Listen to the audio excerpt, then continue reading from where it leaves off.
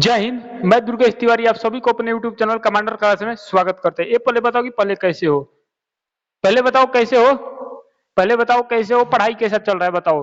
अभी तक आप पहला नंबर की हम लोग जो कल देखे थे, हम लोग पढ़ रहे थे दिल्ली सल्तनत। दिल्ली सल्तनत में हम लोग पढ़ रहे थे जिसका नाम था गुलाम बख्श। आपको बताए थे कि हम लोग दिल्ली वंश में पढ़ रहे थे जिसका नाम था गुलाम बख्श। गुलाम बख्श में जो हम पढ़ रहे थे वो हम लोग कल निपटा दिए थे। शायद हमको याद पड़ रहा है कि कुतुबुद्दीन ऐबक तक पढ़े थे। कुतुबुद्दीन ऐबक के बारे में हम पढ़ा दिए थे, शायद पढ़ा दिए थे। तो अभी तक आप वीडियो वाला नहीं देखे हो तो देख लेना। और फिर बता रहे हैं इसमें तुमको कुछ ना कुछ बहुत चीज नया देखने को मिलेगा। ये मत समझना कि हम दिल्ली सल्तनत पढ़ लिए हैं, शुरू में ही बोल रहे हैं कि ये मत समझना कि हम दिल्ली सल्तनत पढ़ लिए हैं तो एक भी क्वेश्चन मेरे से नहीं छूटेगा। तनी बनाकर दिखा देना, इसमें सब समझ में आ जाएगा तुम क्या पढ़े हो। तो ध्यान रखना कि दिल्ली सल्तनत पढ़े हो तो सब बहुत अभी आधा पढ़े हो, मतलब कि दिल्ली सल्तनत का केवल 10% पढ़े हो तुम, कहीं पे भी पढ़े हो। क्लियर। तो हम लोग जो पढ़े थे वो हम कल पढ़े थे कुतुबुद्दीन ऐबक। आज हम लोग पढ़ेंगे कुतुबुद्दीन ऐबक के बाद कि कौन कौन शासक बने, कौन कौन नहीं शासक बने। तो फिर बोल रहे हैं कि अभी तक आप वीडियो बनाए हो तो चैनल को लाइक शेयर और सब्सक्राइब करो। चलो ज्यादा बात नहीं करते, चालू करते हैं। हम लोग जो कल देखे थे वो हम देखे थे पहला नंबर कुतुबुद्दीन ऐबक के बारे में देखे थे। कुतुबुद्दीन ऐबक, जो कुतुबुद्दीन ऐबक का मृत्यु हुआ था ये आपको पता है बहुत बढ़िया से कि 1210 ईस्वी में हुआ था। अब 1210 ईस्वी में इनका मृत्यु होते ही इसका जो उत्तराधिकारी बना था, उत्तराधिकारी, अब ये तो हम नहीं बताएंगे कि ये कुतुबुद्दीन ऐबक का मृत्यु कहां हुआ था, लाहौर में हुआ था, कैसे हुआ था, चौगान खेलते, जाकर पिछले वीडियो में देख लेना। अब यहाँ पे हम जो नया बात करेंगे, नए बात का, तो नए बात का चर्चा जो है जिसका नाम है कुतुबुद्दीन ऐबक का उत्तराधिकारी बना इसके बाद, जिसका नाम मेरे बाबू था, उसका नाम था, जिसका नाम था आराम शाह। क्या नाम था? आराम शाह। ये आराम शाह, आराम शाह एक अयोग्य शासक रहा, मात्र केवल गद्दी पर 6 महीने रहा था। कितने? 6 महीने तक मात्र केवल गद्दी पर बैठा था, जिसका नाम था आराम शाह। ये केवल 6 महीने तक गद्दी पर बैठा था, मात्र केवल कितने महीने? 6 महीने तक रहा था। इसके बाद इसी शासन काल में एक व्यक्ति हुआ करता था जिसका नाम था इल्तुतमिश। इल्तुतमिश, आज जो इल्तुतमिश है ये मेरे बाबू गवर्नर हुआ करता था। ये गवर्नर जो हुआ करता था ये हुआ करता था उत्तर प्रदेश की एक जगह है जिसका नाम है बदाऊ। कहाँ का गवर्नर हुआ करता था? बदाऊ का। बदाऊ का एक उत्तर प्रदेश में जगह है, वहां का क्या हुआ करता था? एक गवर्नर। इन्होंने क्या किया? इल्तुतमिश ने इनको मार डाला। किसको? आराम शाह को, आराम शाह को क्या कर दिया? मृत्यु करवा दिया, यानी कि मृत्यु कर दिया। मृत्यु करने के बाद अगला गद्दी पर जो राजा बैठता है वो बैठता है इल्तुतमिश। कौन बैठता है? इल्तुतमिश। तो आपको समझ में आया होगा यहां तक कि मेरे बाबू जो आराम शाह है, कभी कल पेपर में ध्यान से सुनना, कभी कल पेपर में ये पूछता है कि कुतुबुद्दीन ऐबक के बाद अगला जो इनके उत्तराधिकारी बने कौन थे, तो ध्यान रखना इल्तुतमिश नहीं था, आराम शाह था। लड़के यहीं पे गलती कर देते हैं कि लड़के को लगता है ना कि हमको सब पढ़ लिए तो हमको सब याद हो गया है। नहीं, गलती मत करना। क्वेश्चन अगर पूछेगा, ये क्वेश्चन पूछता है इसलिए बता दिए कि कुतुबुद्दीन ऐबक के बाद जो उनका उत्तराधिकारी बना था, जी हाँ सर, आराम शाह बना था। ये मुश्किल से 6 महीना रहा था। और उस समय इल्तुतमिश गवर्नर कहाँ का था? बदाऊ का। एक उत्तर प्रदेश में जगह है जिसका नाम है बदाऊ, वहां का गवर्नर था। उसके बाद इन्होंने आराम शाह को मृत्यु करवाकर ये गद्दी पर बैठा इल्तुतमिश। इल्तुतमिश जब गद्दी पर बैठा था तो 1211 से लेकर, ध्यान से सुना, 1211 से लेकर 1236 तक इनका टाइम पीरियड था, जिसका नाम क्या था? इल्तुतमिश। क्लियर? डाउट खत्म? तो इसको लिखो, उसके बाद चलते हैं इल्तुतमिश पे। हम लोग पता है गुलाम बख्श पढ़ रहे हैं।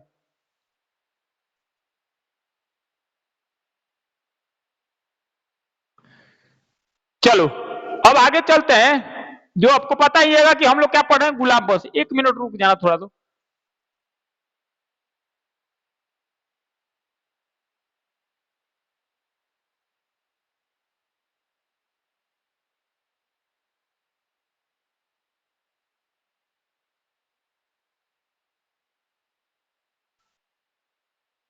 चलो अब ठीक है। अब समझना कि गुलाम शाह, आगे समझ। अब देखो इल्तुतमिश। अब चलते हैं इल्तुतमिश के ऊपर कि इल्तुतमिश क्या था। इसको अब साफ कर लेते हैं, उसके बाद इल्तुतमिश देखते हैं।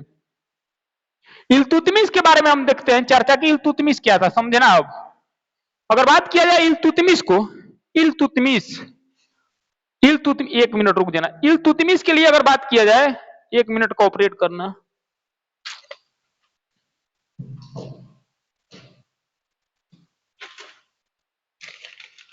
एक मिनट भाई रुक जाना।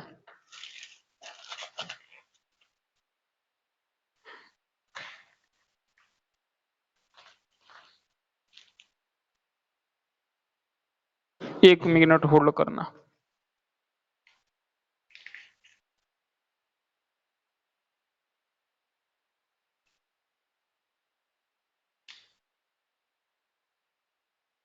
चलो, अगर बात किया जाए इल्तुतमिश के बारे में, तो इल्तुतमिश के बारे में अगर बात किया जाए तो इल्तुतमिश, बात किया जाए इल्तुतमिश के बारे में तो आपको पता है इल्तुतमिश,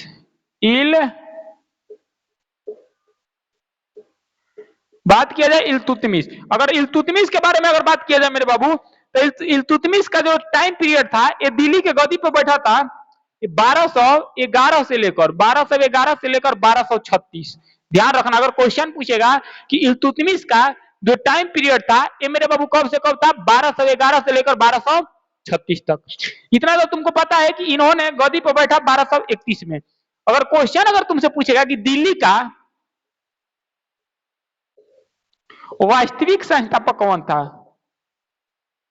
दिल्ली का वास्तविक अगर संस्थापक पूछे कि वास्तविक संस्थापक कौन था, तो यही था मेरे बाबू, जिसका नाम क्या था, इल्तुतमिश।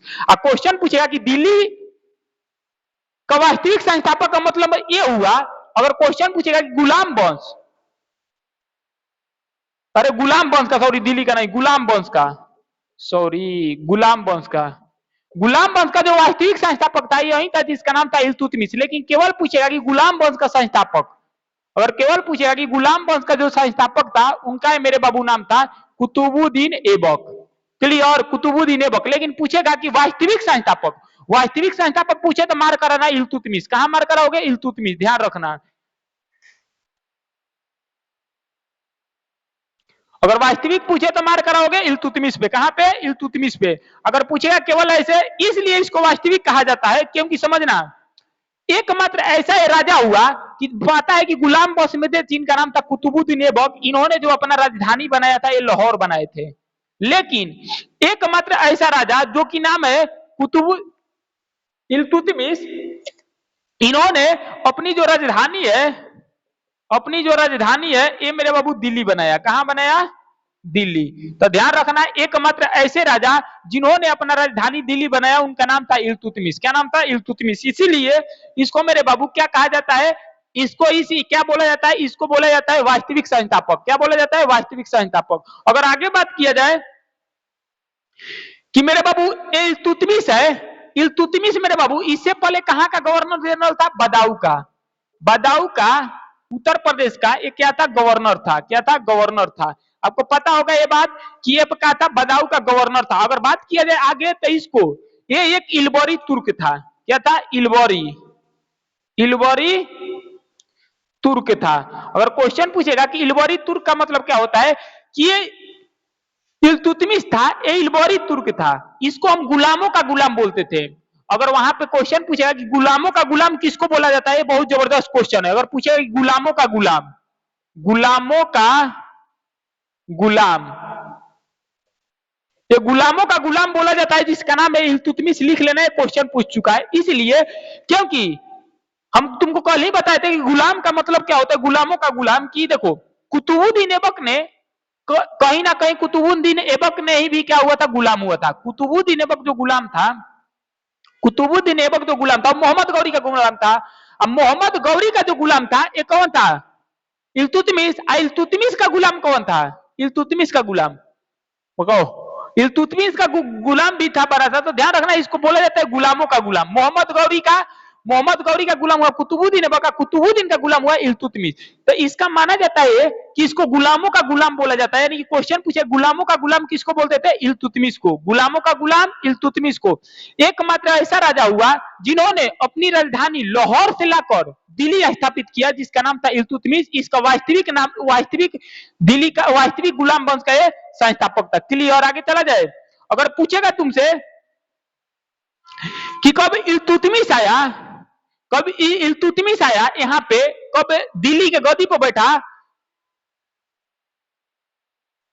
दिल्ली के गद्दी पर इल्तुतमिश, एक मिनट रुक जाओ, दिल्ली के गद्दी पर कब इल्तुतमिश बैठा, तो इनको वहां पे जो अमीर लोग थे, अमीर लोग इन्होंने इनके खिलाफ विरोध करना चालू कर दिया। समझना, जब ये दिल्ली के गद्दी पर आया जिसका नाम था इल्तुतमिश, तब मेरे बाबू दिल्ली के जितने अमीर लोग थे इन्होंने विरोध करना चालू किया। किसको? इल्तुतमिश को। तो इल्तुतमिश ने अपने 40 विश्वसनीय यानी कि जो विश्वास करता था उस पे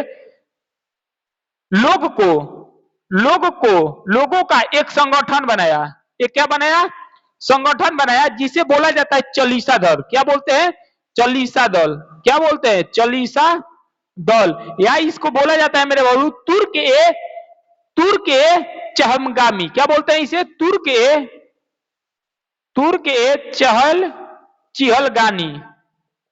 ध्यान रखना है, क्वेश्चन पूछा हुआ है पेपर में कि अगर क्वेश्चन पूछेगा कि अमीर लोग ने इल्तुतमिश के खिलाफ विरोध करना चालू कर दिया, यानी कि वहां पे दिल्ली में कुछ लोग हुए जो कि इनका विरोध करना चालू किया, जिसका नाम था इल्तुतमिश। क्या नाम था? इल्तुतमिश। इल्तुतमिश ने उन्हीं लोग को आवाज को दबाने के लिए 40 लोगों का एक विशेष संगठन बनाया, जिसे हम चालीसा दल बोलते हैं या तो तुर्क ए चहलगानी बोलते हैं। ध्यान रखना है, क्वेश्चन पूछ चुका है कि इल्तुतमिश ने अपने 40 विश्वास लोगों का एक समूह बनाया गया और जो इसके खिलाफ विरोध कर रहे थे तो उसकी आवाज को दबाने के लिए मेरे बाबू एक बनाया संगठन, जिस संगठन का नाम था चालीसा दल बोलो चाहे तुर्क ए चहलगानी बोलो। ये कौन बनवाया था? इल्तुतमिश। ये एक इल्वरी तुर्क था। क्लियर? डाउट है? बताओ आगे। डाउट है तो बताओ कि सर डाउट है। ध्यान रखना, आगे चला जाए, लिख लो इसको।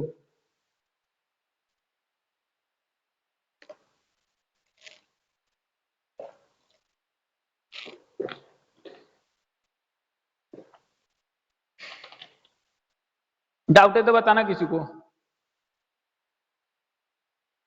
आगे चला जाए, अब समझना। अगला जो है इसमें इल्तुतमिश जो हुआ, इल्तुतमिश ध्यान से सुनना, इल्तुतमिश जो हुआ ये मेरे बाबू गुलामों का तो गुलाम बोला जाता है, लेकिन समझना है क्या हुआ कि ये उत्तर प्रदेश का एक जगह है जिसका नाम है बदाऊ। बदाऊ का एक गवर्नर हुआ करता था और इसका जो टाइम पीरियड था 1211 से लेकर 1236। इल्तुतमिश इल्तुतमिश को पहला दिल्ली का ऐसा शासक माना गया कि जिनको दिल्ली का पहला शासक माना गया जिनको बगदाद के खलीफा खुद सुल्तान का प्रमाण पत्र दिए थे, जिनका नाम था इल्तुतमिश को। ध्यान रखना, यूपीएससी में क्वेश्चन पूछा हुआ है कि गुलाम वंश के वैसे कौन राजा थे जिनको खलीफा ने खुद का सुल्तान का प्रमाण पत्र दिया था, जिनका नाम था इल्तुतमिश। क्या नाम था? इल्तुतमिश। क्या नाम था? इल्तुतमिश। क्लियर? क्या नाम था? इल्तुतमिश। तो ध्यान रखना, अगर क्वेश्चन पूछेगा कि इल्तुतमिश को एक व्यक्ति थे जिनका नाम था मुल्तान सिर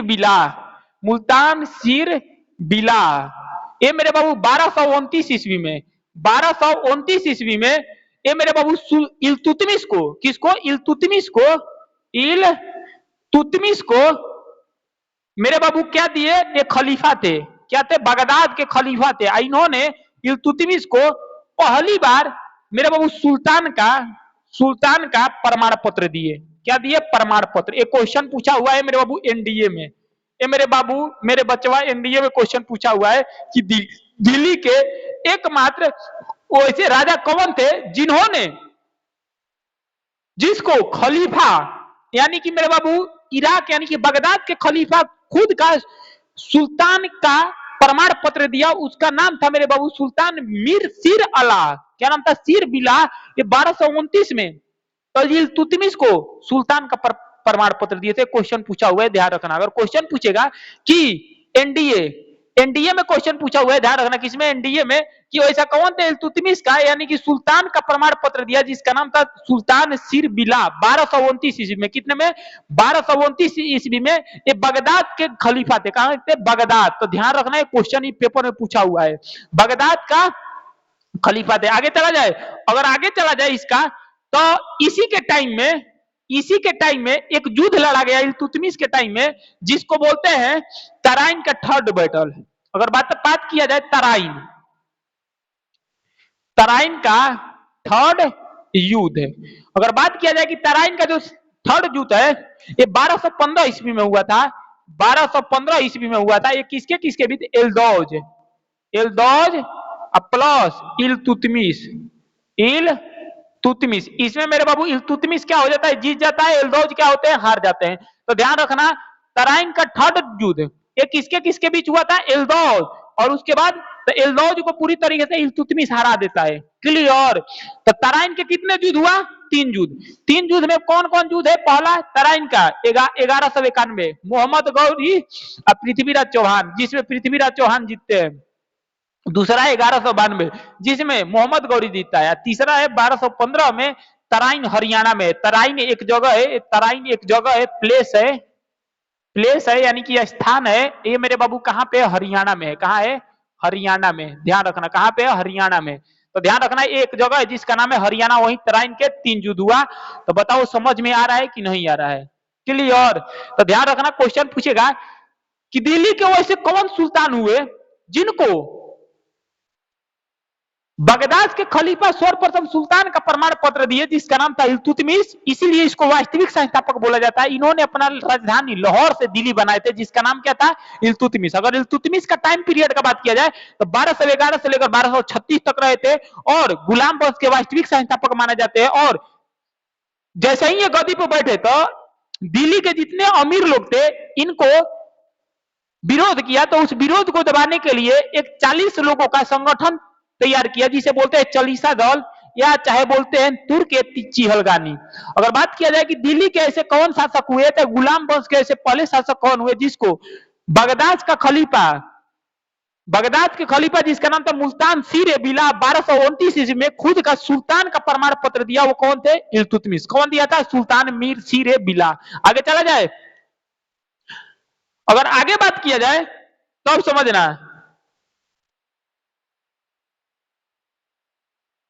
चलो इसको साफ करते हैं, उसके बाद देखते हैं आगे। आगे बढ़िया है, समझना है। अब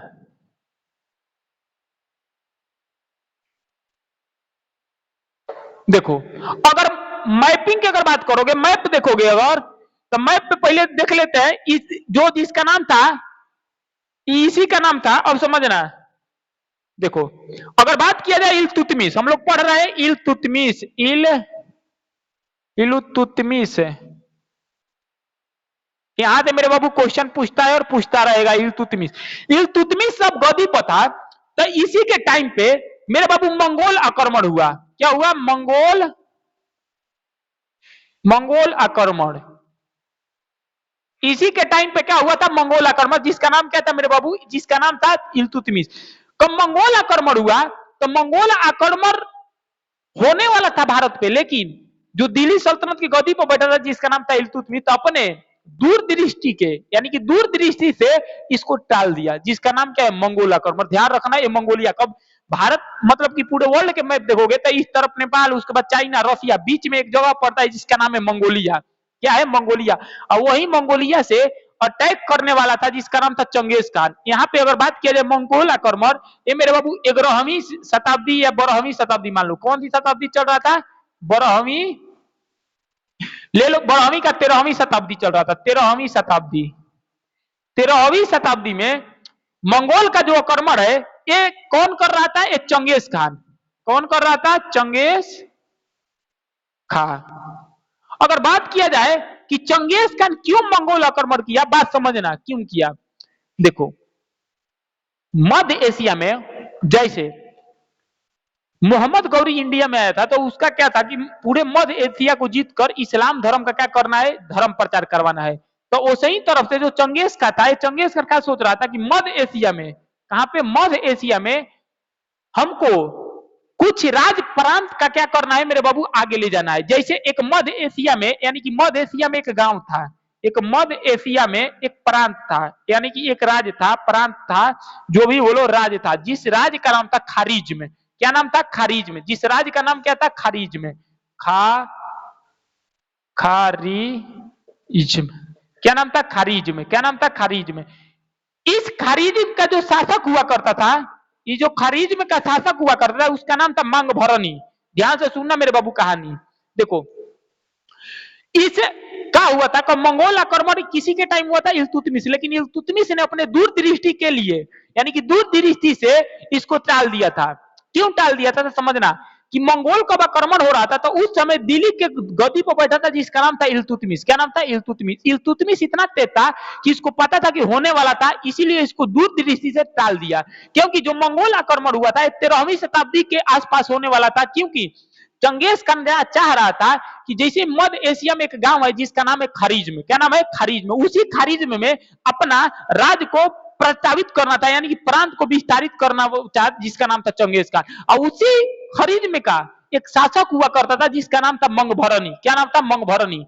यहाँ जब आक्रमण मारा खरीज्म को, तो यहाँ से जो मंगभरनी है भाग गया। अगर मंगभरनी सिंधु नदी पार कर कर भागा तो ये डायरेक्ट आ गया इल्तुतमिश के दरबार में। कहा आ गया? इल्तुतमिश के दरबार में। कब इल्तुतमिश के दरबार में आया तो इल्तुतमिश को पता चल गया था कि इसके पीछे चंगेज का पीछा कर रहा है, चंगेज का पीछा कर रहा है। किसके कारण?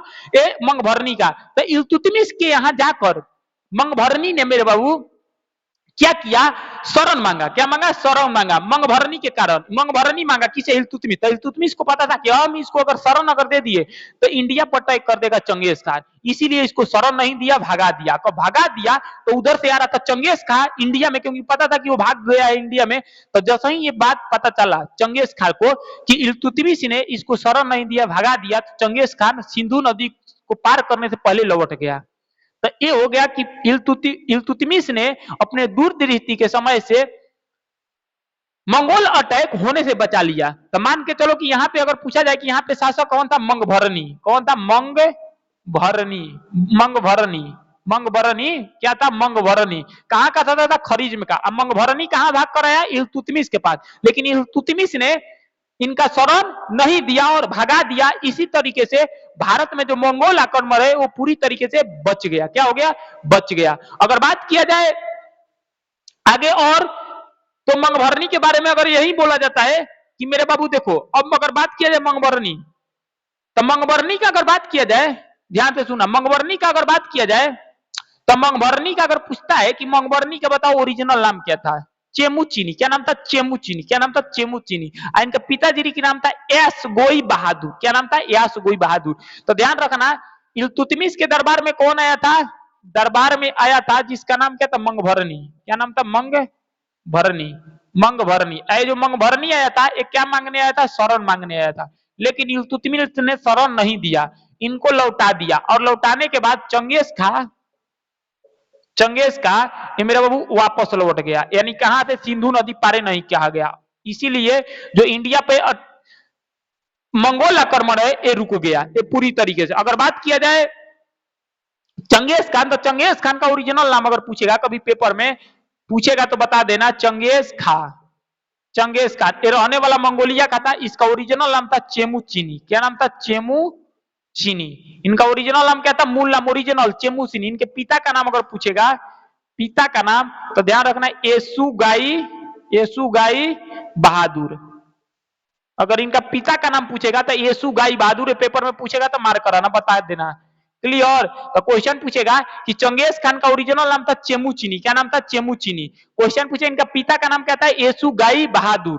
क्वेश्चन पूछेगा क्या मंगोल आक्रमण को भारत पे हुआ था, तो इनको दूर दृष्टि से टाल कौन दिया? इल्तुतमिश। किसको नहीं दिया था? मंगभरनी को। अगर मंगभरनी को शरण दे दिया होता तो चंगेज खान आ जाता कहां पे? इंडिया में, मार सुता देता इन सबको। बहुत तगड़ा था वो राजा।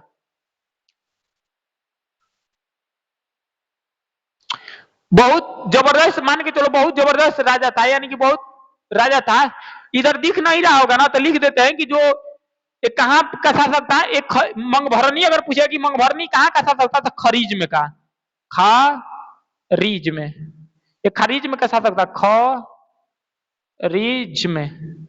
एक खरीज में का शासक था जिनका नाम क्या था मेरे बाबू? मंगभरनी। मंगभरनी। मंगभरनी। तो ध्यान रखना कि खरीज में के शासक था जिनका नाम था मंगभरनी। मंगभरनी को नहीं दिया, उसके बाद भगा दिया। आगे चला जाए, चलो अब ध्यान से सुनना। ये रहा इनका शासन प्रशासन। अब इनका इल्तुतमिश का कुछ कार्य होता है कि कार्य कौन कौन किए इल्तुतमिश, तो यहां पे समझ में आया। तो हम बता दिए तुमको कि मंगोल आक्रमण जो हुआ था वो 12 से 13वीं शताब्दी में हो रहा था, और 13वीं शताब्दी में होने के बाद चंगेज खान का ओरिजिनल नाम पूछे तो चेमुचीनी। क्या नाम था? चेमुचीनी। पिता का नाम येसुगाई बहादुर। येसुगाई बहादुर। क्या नाम था? येसुगाई बहादुर। अगर पेपर में पूछेगा आगे कि मंगोल आक्रमण कौन कर रहा था? Genghis Khan. ये मध्य एशिया में एक गांव है, बताएं कि मध्य एशिया में एक गांव है जिसका नाम है खारिज में। क्या नाम है? खारिज में। उसी खारिज में पूरी तरीके से अधिकार करना चाहता था, जिसका नाम क्या था मेरे बाबू? Genghis Khan. अब वहां का जो खारिज में का शासक था उनका नाम क्या था मेरे बाबू? मंगभरनी। अब मंगभरनी ने चंगेज खान कब जैसा ही वहां पे आया तो मंगभरनी वहां से भाग गया, भागकर इल्तुतमिश के दरबार में आया, शरण मांगा। कब इल्तुतमिश इनके शरण मांगने आया तो चंगेज खान मंगभरनी का पीछा कर रहे थे। पीछा करते करते भी पहुंच रहे थे, लेकिन इनको पता था इल्तुतमिश को कि अगर हम शरण दे दिए तो जो चंगेज खान है हमको छोड़ेगा नहीं, इसीलिए इनको भगा दिया। कभी पता चला चंगेज खान को कि इल्तुतमिश ने शरण देने से मंगभरनी को इनकार कर दिया, तो चंगेज खान भारत पर टैके नहीं मारा, सिंधु नदी से उधर ही लौट गया। तो ध्यान रखना, अगर क्वेश्चन पूछे चंगेज खान का ओरिजिनल नाम चेमुचीनी, इनके पिता येसुगाई बहादुर। आगे चलते हैं, इनका कुछ कार्य देख लेते हैं, जिसका नाम क्या था? इल्तुतमिश का कुछ कार्य। इल्तुतमिश कार्य का किए थे, ध्यान से सुनना है। अब इल्तुतमिश का कोई कार्य है? जी हाँ, बहुत कार्य है। इल्तुतमिश का जो कार्ड है, कार्ड नहीं कार्य है, ये ध्यान से सुनना। देखो, अगर बात किया जाए इल्तुतमिश का कार्य, ये कार्य क्या किए थे? कार्य यानी कि क्या क्या बनवाए थे? तो जी हाँ, ये बहुत बढ़िया बढ़िया काम किए थे। पहला नंबर कुतुब मीनार। क्वेश्चन पूछेगा कि कुतुब मीनार का जो काम है ये पूरा किसने करवाया था? ये करवाए थे, ये 4 मंजिला बनवाए थे, 4 मंजिला। अगर पूछेगा कि इनका पूर्ण तरीके से पूरा निर्माण यानी कि पूर्ण निर्माण मरम्मत किसने करवाए थे? मरम्मत करवाए थे जिनका नाम था फिरोज शाह तुगलक। फिरोज शाह तुगलक। अगर बात किया जाए काम किसने चालू किया था, अगर पूछेगा कि नींव किसने रखा था या बनवाया किसने था, तो वो थे कुतुबुद्दीन ऐबक। कौन थे? कुतुबुद्दीन ऐबक। लेकिन ये 2 मंजिल तक ही बना पाए, उनके बाद इनका मृत्यु हो गया 1210 में। देखो, कहा जाता है कुतुब मीनार कहां पे है? ये है दिल्ली में। कहां है? दिल्ली में। कहा जाता है कि कुतुब मीनार का जो सपना है ये देखे थे जिनका नाम था कुतुबुद्दीन ऐबक। कुतुबुद्दीन ऐबक का ये मानना था कि इसको हमको 4 मंजिला बनाना है, कुतुबुद्दीन ऐबक को। इन्होंने 2 मंजिला बनाते बनाते ये मेरे बाबू इनका मृत्यु हो गया, तो 2 मंजिले बनाए जिनका नाम क्या हो गया?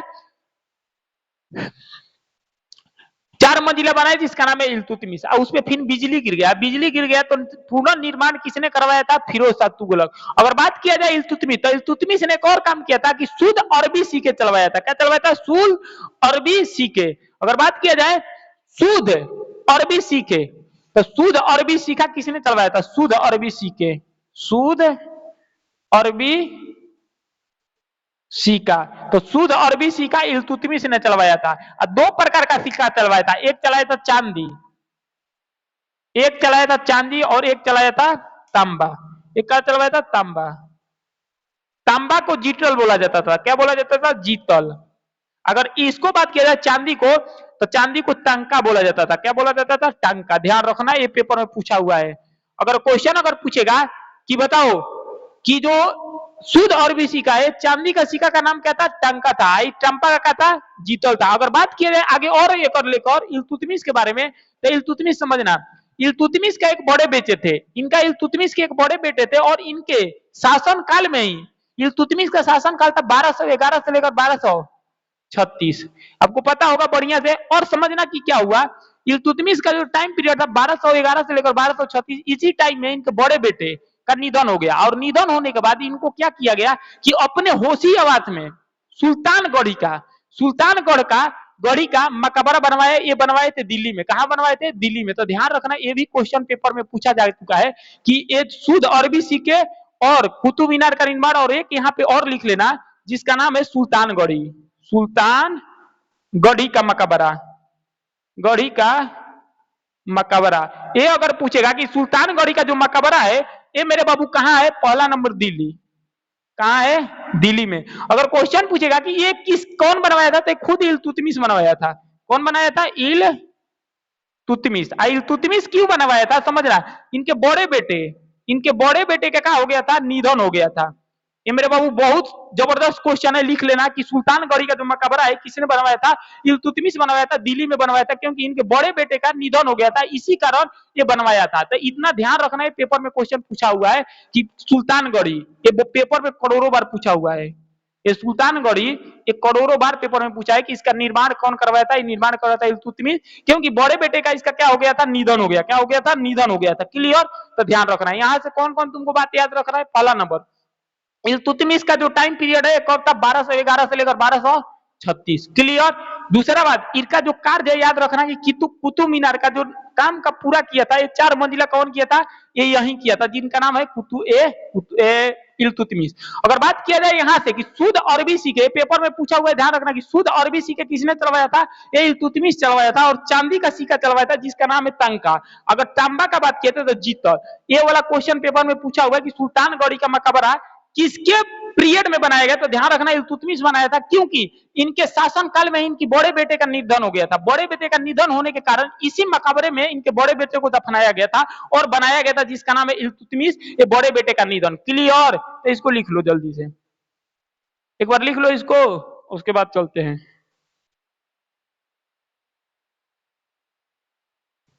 लिखो इसको जल्दी।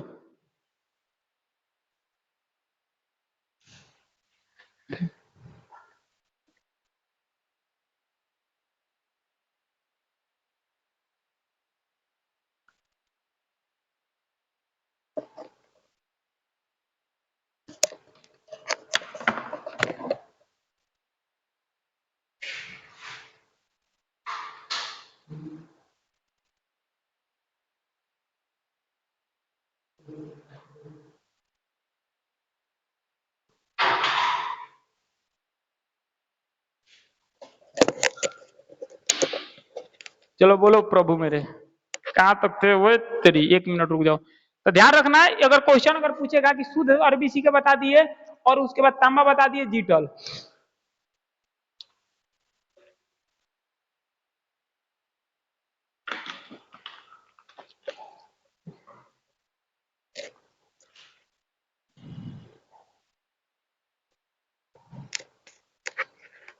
एक मिनट रुकना मेरा प्रभु, चलो।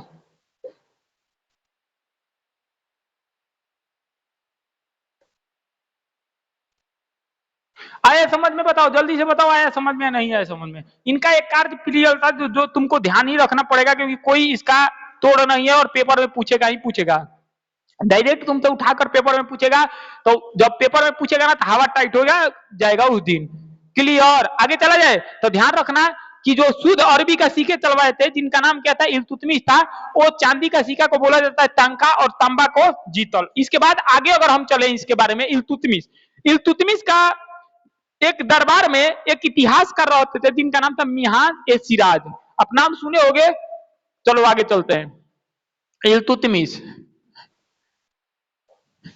इल्तुतमिश के दरबार में एक इतिहासकार रहते थे जिसका नाम था मिहान-ए-सिराज। क्या नाम था, मिहान-ए-सिराज। ध्यान से सुनना, क्वेश्चन पूछेगा कि इनके दरबार में एक इतिहासकार रहते थे।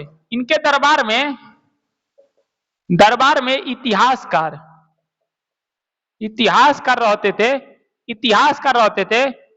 इनके दरबार में कोई इतिहासकार रहते थे इल्तुतमिश के दरबार में, जिसका नाम था मेरे बाबू मिहान-उस-सिराज। आपको पता होगा बढ़िया से, मिहान-ए-सिराज। इन्होंने एक बुक का रचना किया है, एक बुक दिया है, जिस बुक का नाम है तबाकत-ए-नासिरी, जिनका नाम क्या है, मिहान-उस-सिराज। एक बुक दी है जिस बुक का नाम है तबाकत-ए-नासिरी। उसमें कुतुबुद्दीन ऐबक और इल्तुतमिश के कार्यों के बारे में पता चलता है। तो इनका एक बुक का नाम है तबाकत-ए-नासिरी। ध्यान रखना, इनका एक बुक है जिनका नाम है तबाकत-ए-नासिरी। और इन बुक में, तबाकत-ए-नासिरी बुक में मेरे बाबू कुतुबुद्दीन ऐबक और इल्तुतमिश के कार्य के बारे में पता चलता है। तो पेपर में डायरेक्ट पूछेगा कि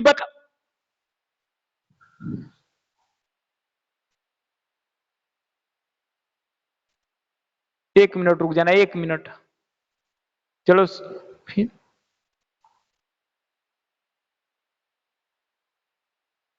थोड़ा टेक्निकल प्रॉब्लम है, 1 मिनट रुक जाओ। चलो सही हो गया।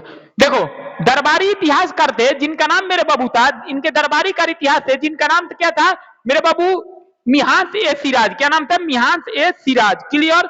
मिहांस ए सिराज थे, जो कि एक बुक लिखे थे जिस बुक का नाम था तबाकत ए नासरी, और तबाकत एक नासरी में बताए थे कुतुबुद्दीन ऐबक का कार्य बताया गया और इल्तुतमिश का कार्य था। पेपर में डायरेक्ट मेरे बबुआ पूछेगा कि किस किताब में कुतुबुद्दीन ऐबक के बारे में पता चलता है और इल्तुतमिश के आंख बंद कर हमारा तबाकत ए नासरी। और एक किसके दरबार का इतिहासकार थे? इल्तुतमिश के दरबार का। किसका? इल्तुतमिश का। अगर बात किया जाए इल्तुतमिश, तो इल्तुतमिश का जो निधन है आपको पता है 1236 ईस्वी में हो गया था। ध्यान से सुनना, इनका जो निधन है ये हो गया 1236 ईस्वी में। किनका? जिसका नाम है इल्तुतमिश। सब कहानी सुनना। इल्तुतमिश का जो निधन है 1236 ईस्वी में हो गया, और इल्तुतमिश जो अपना उत्तराधिकारी चुने थे, उत्तराधिकारी एक चुन कर गए थे जिनका नाम क्या था? रजिया सुल्तान। अपनी योग पुत्री जिसका नाम क्या था? रजिया सुल्तान। लेकिन माना जाता है कि वहां के लोग जो दरबार में थे, उस दरबार में रजिया सुल्तान को बैठने नहीं दिया, और उनके रजिया सुल्तान के जगह पे उनके बेटे जो अयोग शासक था जिनका नाम था रुकने दिन फिरोज, रुकने दिन फिरोज को बैठा दिया गया। और बैठाने के बाद उनकी मम्मी थी जिनका नाम था तुर्कान था। क्या नाम था? तुर्कान था। ध्यान से समझना, इल्तुतमिश अपना जो उत्तराधिकारी था एक चुन कर गया था जिनका नाम क्या था? ये चुन कर गए थे रजिया सुल्तान। लेकिन रजिया सुल्तान की पुत्री को, अपने पुत्री को चुन कर गया था उत्तराधिकारी, लेकिन वहां के कुछ लोग ने रजिया सुल्तान को गद्दी पर नहीं बैठने दिया, जो कि इनके एक बेटा था अयोग। अयोग का मतलब होता है खराब। तो उनको कुछ दिनों के लिए बना दिया गया जिसका नाम था रुकने दिन फिरोज। तो रुकने दिन फिरोज, इसके बाद इनका उत्तराधिकारी कौन बना? रुकने दिन। इनके लड़के थे रुकने दिन फिरोज। और रुकने दिन जो फिरोज है, ये इनको जनता द्वारा नहीं चुना गया था, वहां के दरबार में जो बैठे थे वो चुने थे। और एक अयोग शासक था, यानी कि पागल था, अयोग शासक था। क्या नाम था? अयोग। अयोग शासक था। और इनकी माँ का नाम था तुर्कान था। इनकी माँ का नाम क्या था? तुर्कान था। इनकी माँ बहुत उस समय छाई थी जिनका नाम था तुर्कान था। तो ध्यान रखना, इनके माँ का नाम क्या था? इनकी माँ का नाम था तुर्कान शाह। तुर्कान शाह। तो इनकी माँ का नाम था तुर्कान शाह। तो एक छाई थी और बहुत दिनों तक एक रुकनुद्दीन फिरोज गद्दी पर नहीं बैठ पाए। और इनके बाद इनको कुछ लोग ने हटा दिया, और हटाने के बाद ये फाइनली रूप से, जिनका नाम क्या था समझना, इल्तुतमिश जो जब मारा तो अपना जो उत्तराधिकारी किसी को नहीं चुना था, उत्तराधिकारी किसी को नहीं चुना था, जो कि रजिया सुल्तान को चुन कर गया था। लेकिन वहां के कुछ लोग ने, वहां के जो संगठन थे, वहां का जो दरबार में रहने वाले थे, इन्होंने जबरदस्ती इनका बेटा अयोग पुत्र का रुकने दिन फिरोज का बैठा दिया गया। लेकिन वहां के जनता जो है विरोध लगी करने कि ये इसको हटाइए। तब जनता के द्वारा चुनी गई पहला महिला जिसका नाम था रजिया सुल्तान, जनता के हस्तक्षेप से बैठी। अब भारत के इतिहास में प्रथम मुस्लिम महिला जिन्होंने शासिका थी जिनका नाम था रजिया सुल्तान। रजिया सुल्तान के बारे में बहुत कुछ बताएंगे, इसको लिखो। लिखो तो साफ कर देते हैं, चलते हैं रजिया सुल्तान के बारे में। इनकी माता का नाम था शाह तुर्कान। तुर्कान नहीं लिखे, अरे प्रभु, शाह तुर्कान नाम था, चाहे तुर्कान शाह, तुर्कान शाह तुर्कान था। इनकी माता का नाम था शाह तुर्कान। क्लियर? आगे चले। अब देखते हैं जिसका नाम था रजिया सुल्तान के बारे में। रजिया सुल्तान के बारे में बहुत जबरदस्त देखेंगे। तो अभी तक नए चैनल पे नए तो चैनल को लाइक करो, शेयर सब्सक्राइब करो जल्दी।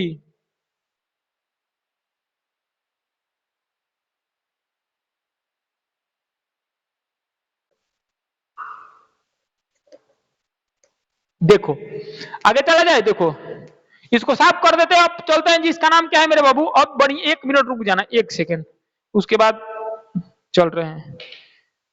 उसके बाद रजिया सुल्तान, हेडिंग डालो रजिया सुल्तान।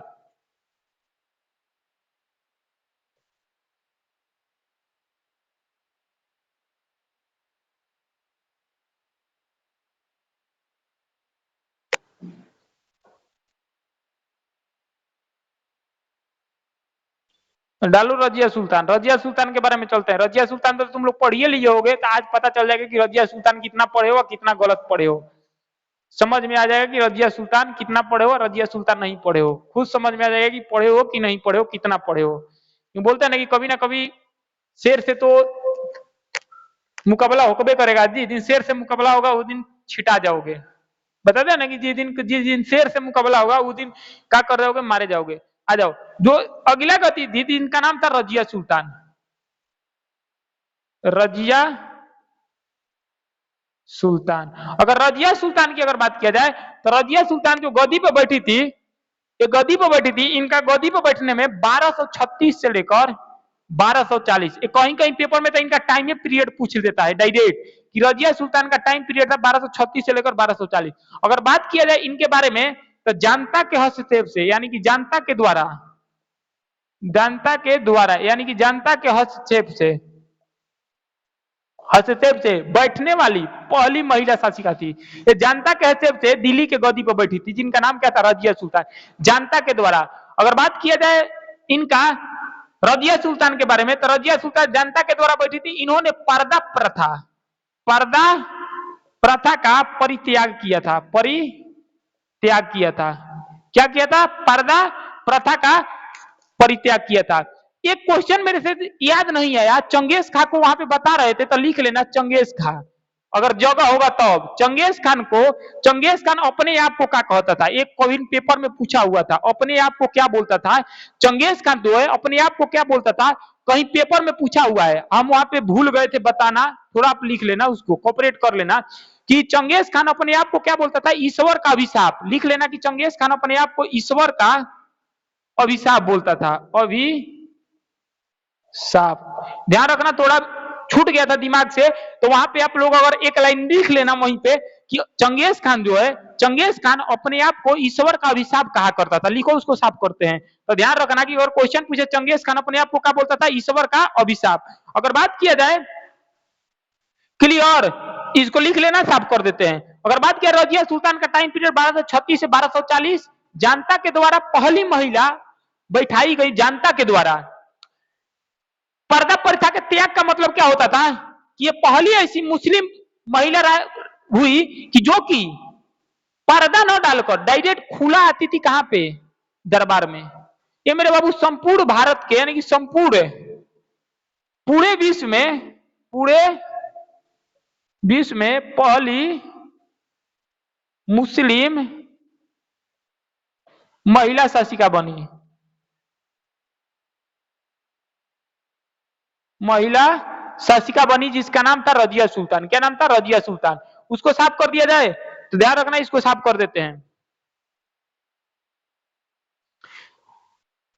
साफ कर देते हैं। देखो, बात किया जाए रजिया सुल्तान 1236 से लेकर 1240 जनता के द्वारा हस्तक्षेप किया गया था और पर्दा प्रथा, यानी किसके द्वारा? पर्दा प्रथा के परित्याग किया। और उसके बाद पूरे विश्व में पहली मुस्लिम महिला शासिका थी, पहली महिला मुस्लिम शासिका थी जो कि बनी थी, जिनका नाम था रजिया सुल्तान। क्या नाम था? रजिया सुल्तान। इसके बाद अगर आगे चला जाएगा तो इनको जलालुद्दीन एकरूत को, जलालुद्दीन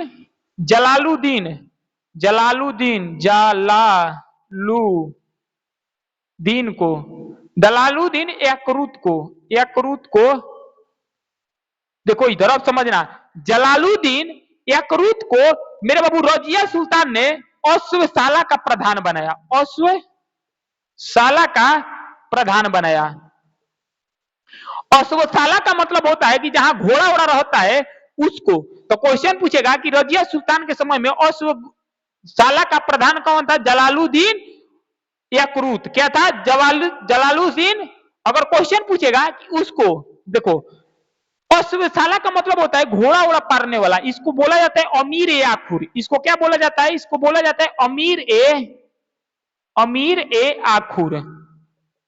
अमीर ए आखुर। तो क्वेश्चन तुमसे पूछेगा कि अश्वशाला का प्रधान किसको बनाया गया था? जलालुद्दीन एकरूत को। बनाया कौन? राज्य, ये रहने वाला कहा था? अबिसिनिया का। ये रहने वाला कहां का था? अबिसिनिया का। एक अबिसिनिया देश है, वहां का रहने वाला था, जिसका नाम क्या है मेरे बाबू? जलालुद्दीन एकरूत। तो क्वेश्चन देखो यहां से कैसे पूछेगा। क्वेश्चन पूछेगा कि रजिया सुल्तान ने अपने अश्वशाला का प्रधान किसको बनाया था?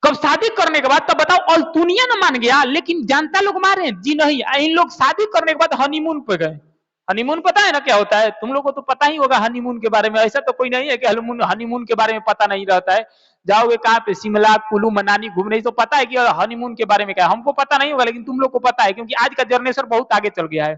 तेरह कब हनीमून के लिए, ये सब मेरे रजिया सुल्तान और अल्तुनिया, कैथल, एक कैथल जगह है हरियाणा में, कैथल हरियाणा पंजाब में एक जगह है, वहां पे निकले ये सब आ रहे थे। और 13 अक्टूबर 1240 में डाकू ने किनको हत्या कर दिया? रजिया सुल्तान और इनके पत्नी का, इनके जिनका नाम क्या था? अल्तुनिया का। ये दोनों को हत्या कर दिया गया डाकुओं ने। क्या कर दिया? हत्या। कब किया? 13 अक्टूबर 1240 में कैथल। कहां पे? कैथल। कैथल जो जगह है हम बताइए दिए, पंजाब और हरियाणा के बॉर्डर पे है। पंजाब और हरियाणा के बॉर्डर पे डाकू ने क्या कर दिया? हत्या कर दिया। पूरी तरीके से पंजाब और हरियाणा के बॉर्डर पे है। तो ध्यान रखना, इसी तरीके से रजिया सुल्तान का काम हुआ समाप्त। रजिया सुल्तान का काम हुआ समाप्त। डाउट है किसी को? बताओ, डाउट है तो बताओ। डाउट है तो बताओ कि सर डाउट है। डाउट है? रजिया सुल्तान का सेवा समाप्त। आगे चले। अब समझना, एक व्यक्ति हुआ करते थे, एक इतिहासकार हुआ करते थे, जिनका नाम था, विद्वान हुआ करते थे, जिनका नाम था एलिफेंटन। रजिया सुल्तान के बारे में कहा, जिसका नाम था विद्वान एलिफेंटन। एलिफेंटन ने बोले थे रजिया सुल्तान के बारे में, अगर ये महिला होती, अगर रजिया सुल्तान नहीं होती, ध्यान से सुनना, ये बोले थे एलिफेंटन, क्या बोले थे कि एक विद्वान एलिफेंटन थे, इन्होंने बोले थे इनके बारे में कि यदि रजिया सुल्तान स्त्री नहीं होती, यदि रजिया सुल्तान स्त्री नहीं होती, तो उसका नाम भारत के महान सुल्तानों में से एक होता। कौन बोले थे? जिनका नाम क्या था? एलिफेंटन। इसको लिख दे कि यदि रजिया सुल्तान स्त्री नहीं होती तो इनका नाम महान सुल्तानों में से होता। ये कौन बोले थे? इमरबू, जिसका नाम देखो, अब लिख देते हैं कि किसने क्या बोले थे। तो रजिया सुल्तान के बारे में जो बोले थे, एक विद्वान थे जिनका नाम था, इतिहासकार थे, एलिफेंटन। कौन थे? एलिफेंटन। एलिफेंटन ने क्या बोले थे? ये पूछता है, ध्यान रखना। एलिफेंटन, एलिफेंटन ये विद्वान थे एक। इन्होंने क्या बोले? यदि रजिया सुल्तान, यदि रजिया सुल्तान, रजिया सुल्तान स्त्री नहीं होती, स्त्री नहीं होती, नहीं होती, तो इनका नाम, तो इनका नाम, इसका नाम महान राजाओं में, महान राजाओं में शामिल होता। ये कौन बोले थे? जिनका नाम क्या था? विद्वान एलिफेंटन।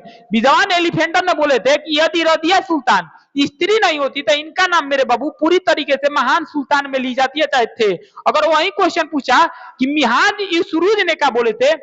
मिहान, हम बताए थे ना कि एक और व्यक्ति थे जिनके इतिहासकार होते थे इल्तुतमिश के दरबार में, वो क्या बोले कि रजिया सुल्तान बलू की स्त्री हुई, रजिया सुल्तान को पुरुष नहीं बनाया गया, रजिया सुल्तान को पुरुष नहीं बनाया गया, लेकिन इनका भाग गुण कर्म का ही दोष था। कौन बोले थे? मिहान उस सिराज। मिहान उस सिराज क्या बोले थे कि भाग में उससे पुरुष नहीं बनाया गया। किसको? रजिया सुल्तान को।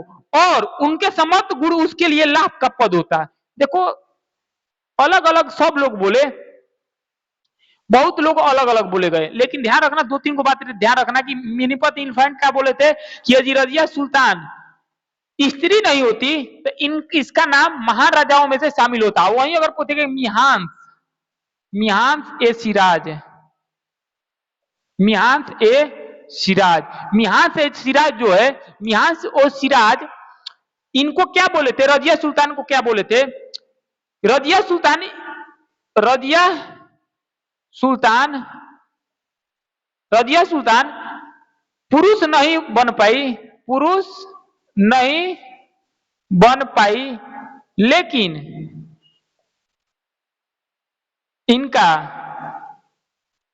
टोटल काम, टोटल कार्य लाभ के गुण के पद होते, लाभ के गुण के पद होते। ये कौन बोले थे जिनका नाम क्या था मेरे बाबू? ये थे मिहान सिराज। तो ध्यान रखना ये इनके बारे में बोले थे, तो दोनों लोग के बारे में बता दिए। तो डाउट है किसी को? देखो ये क्वेश्चन पेपर में पूछता है, क्योंकि जिस दिन अगर पेपर अगर तुम लोग अपने कंफर्टेबल जोन में हो, लेकिन जिस दिन अगर जैसे ही बाहर कंफर्टेबल जोन से निकलोगे ना, तो समझ में आ जाएगा क्वेश्चन किस लेवल का पूछता है। क्योंकि जितना एगो तुमको हम बता रहे हैं कि मेरा भी कल बर्थडे आने वाला है, वो बर्थडे का बात है अलग। तो ध्यान रखना कि हम जितना भी इतना चीज पढ़ा रहे हैं और जिस लेवल तक ये पहुंचे हैं, ये हम भी मेहनत किए हैं। अब मेहनत किए हैं तो उस बंदे का, मेरे से एक सीनियर बंदे थे जो कि उनका नाम लेना चाहते हैं कि वो जहां भी है, आज उन्हीं की वजह से, यानी कि उन्हीं के गुण से आज हम पढ़ा रहे हैं, नहीं तो हम भी तुम्हारे जैसा रहते। एक हमारे सर थे, जिस सर का नाम है अजय कुमार पांडे। हम बता रहे हैं तुमको कि जो मेरा कहानी था वो बहुत ज्यादा कहानी है, कि मान के चलो कहानी है। तो जो मेरे एक सर थे, जिन सर का नाम है अजय कुमार पांडे। क्या नाम है? अजय कुमार पांडे, जो कि अभी वर्तमान में रेलवे के पद पे अपॉइंटमेंट है, यानी कि जॉब कर रहे हैं। तो जो भी हम मान के चलो इस पद पे है, जो भी आज हम पढ़ा रहे हैं, जो भी मेरे को नॉलेज है, सब उन्हीं का देन है। उनको, वो यहाँ पे रहते हैं दिल में, उनको बताने के लिए जगह नहीं है। क्लियर? तो उनके लिए टोटल जो हम पढ़ा रहे हैं, जो मेरा जितना नॉलेज है, सब अजय सर का कृपा है, नहीं तो हम भी कहीं ना कहीं होते। क्लियर? तो ध्यान रखना कि कोई ना कोई कहीं से तो बढ़ता है। तो हम लोग उस लेवल का तैयारी किए थे कि जो कि ये नहीं सोचते कि ये एग्जाम में आएगा। हम लोग अगर पढ़ते थे ना तो दबा कर पढ़ते थे। ये नहीं है कि ये भी नहीं पढ़ो वो नहीं पढ़ो। हम लोग अगर पढ़ते थे तो हम लोग एक फोकस के नजरिया पे पढ़ते थे कि हमको सिलेक्शन नहीं लेना है। हम लोग नहीं पढ़ते कि सिलेक्शन, हमको ज्ञान के लिए हम लोग पढ़ रहे थे। आगे समझते, ज्ञान के लिए। तो ध्यान रखना, कभी भी अगर डीप में पढ़ोगे तो ज्ञान के लिए। आज जो हम इतना पढ़ रहे हैं, इतना हम बता रहे हैं, तो इसमें कृपा होगा कि जो कि अजय सर का बहुत बड़ा हाथ है, जो कि हम इस पद पे पहुंचे हैं, चाहे इस मुकाम तक पहुंचे हैं। वो जहां भी रहे, उनके ही आशीर्वाद से हम यहाँ पे पहुंचे हुए हैं। उन्होंने बहुत हेल्प किया है मेरा, और जितना हेल्प किया है वो हम ही जानते हैं कि कितना वो हेल्प किया है, मोटिवेट किया है। तो किसी भी दिन के लिए बुरे हुए चीज नहीं होता है। अजय सर के लिए जय हिंद अभी से बोल रहे हैं, कि क्योंकि वो बंदा अपने आप में कुछ है, तभी मेरे को कुछ ना कुछ बना दिया। आगे समझे तो ध्यान रखना, अजय सर वो वर्तमान में भी रेलवे पोस्ट पे है, तो उनके ही वजह से हम कहीं ना कहीं है। तो बताओ, अब तो डाउट होगा नहीं, पढ़ोगे ही। तो ध्यान रखना अजय सर के लिए। क्लियर? तो ध्यान रखना। अब बताओ क्या कर सकते हैं। तो ये ध्यान रखना, विद्वान एलिफेंट है, रजिया सुल्तान को बोले थे कि अगर स्त्री होती, अगर स्त्री होती तो मान के चलो इसका नाम महान राजाओं में शामिल होता। और मिहान जो सिराज बोला था कि राजिया सुल्तान पुरुष से नहीं बन पाई, लेकिन इनका टोटल गुण पद पे हुआ करता था। क्लियर? तो यहां से बाबू मेरे रजिया सुल्तान खत्म हो गया। और तुमको जो अगला टॉपिक है, जिसका नाम क्या पड़ेगा, आगे हम पढ़ाएंगे। क्लियर हो गया? जो आगे पढ़ाएंगे, जो कि अब अगले वीडियो में पढ़ाएंगे। तो मिलते हैं अगले वीडियो में। इनके बाद अलग अलग राजा है, ठीक है? तो आप लोग ध्यान रखना, पढ़ाई करते रहना। तो जय हिंद और जय भारत बाबू।